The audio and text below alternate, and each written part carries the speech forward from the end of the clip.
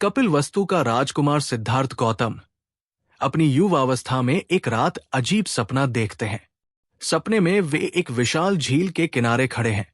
पानी शांत है, पर उसमें एक काली परछाई झलक रही है। वो परछाई उनसे कहती है, तुम शांति खोज रहे हो, पर जो शांति तुम पाओगे वही इस दुनिया की सबसे बड़ी अशांति बनेगी। सिद्धार्थ जाग जाते हैं। हृदय में भय और जिज्ञासा दोनों है। क्या ये कोई संकेत था? अगले दिन राजमहल से बाहर निकलते हुए सिद्धार्थ 4 दृश्य देखते हैं।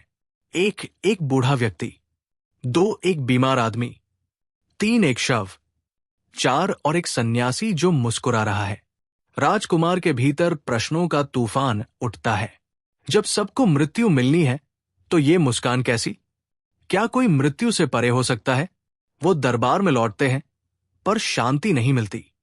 उसी रात वो झील वाला सपना फिर आता है और उस परछाई की आवाज गूंजती है, सत्य खोजो, पर याद रखना, जो सत्य पाओगे वो तुम्हें तुम्हारे स्वयं से छीन लेगा। रात के अंधेरे में सिद्धार्थ सब छोड़ देते हैं। राज्य, वैभव, पत्नी, पुत्र, सब, बस एक प्रश्न लेकर, दुख का अंत कैसे होगा? वो वर्षों तक तपस्या करते हैं, उपवास करते हैं, ध्यान करते हैं, किंतु उत्तर नहीं मिलता। एक रात एक निर्जन वन में वो बेहोश होकर गिर पड़ते हैं। तभी वो सपना फिर लौटता है। अब झील में वो काली परछाई स्पष्ट दिखती है। वो उन्हीं की जैसी लगती है। वो कहती है, मैं तुम्हारा अंधकार हूं। जब तक मुझे स्वीकार नहीं करोगे तुम्हें प्रकाश नहीं मिलेगा। सिद्धार्थ एक वटवृक्ष के नीचे बैठ जाते हैं।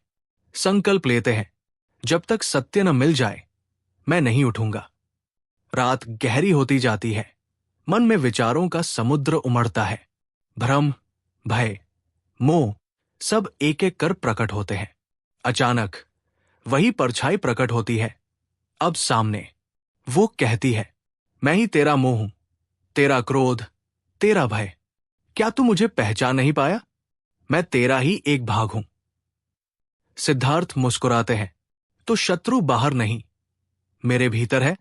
परछाई धीरे धीरे विलीन हो जाती है। आसमान में तारा चमकता है और उसी क्षण सिद्धार्थ को ज्ञान की प्राप्ति होती है। अब सिद्धार्थ बन चुके हैं गौतम बुद्ध। सारनाथ में उन्होंने अपना पहला उपदेश दिया। मध्यम मार्ग ही शांति का मार्ग है। लोगों ने उन्हें पूजना शुरू किया, पर किसी को नहीं पता था कि हर बार जब वो ध्यान में बैठते तो उनके चारों ओर हल्की छाया सी घूमती थी। एक शिष्य ने पूछा, भगवन, जब आप ध्यान करते हैं तो वो अंधेरा क्या है? बुद्ध मुस्कुराए, वो मेरा मित्र है जिसने मुझे ज्ञान दिया।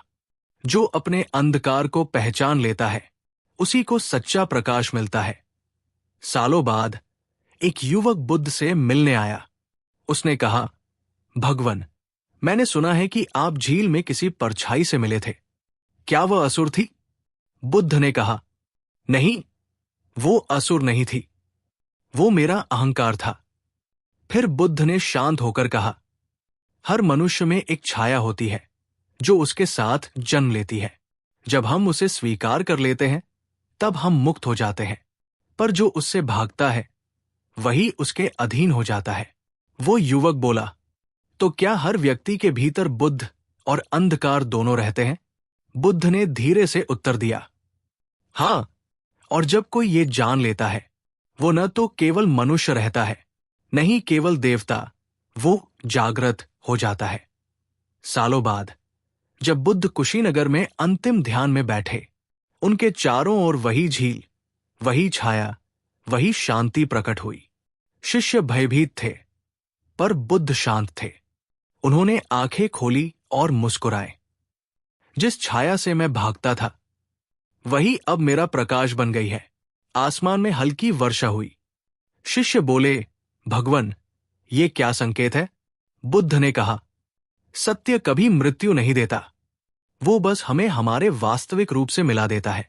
और कुछ पल बाद वो गहरी समाधि में लीन हो गए।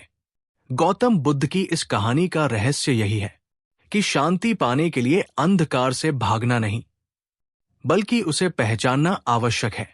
क्योंकि जब मनुष्य अपने भीतर के भय को समझ लेता है तो वही भय बोध बन जाता है, और वही बोध प्रकाश।